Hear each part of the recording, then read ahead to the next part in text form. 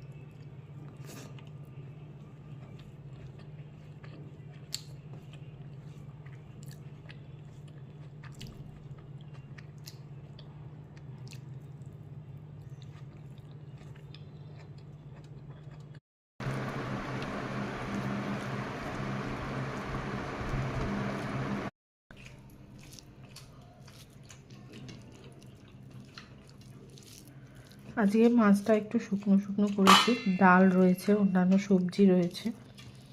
আমার তো সব থেকে ভালো লাগলো এটা ওলের নিরামিষ তো সবজি, ওল আলু দিয়ে নিরামিষ ঘি গরম মশলা দিয়ে এত ভালো লাগে।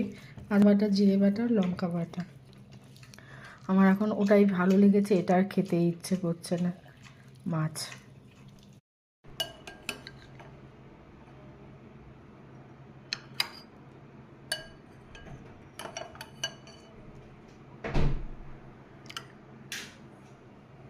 রাখো, একটু পরে এসে খাচ্ছি।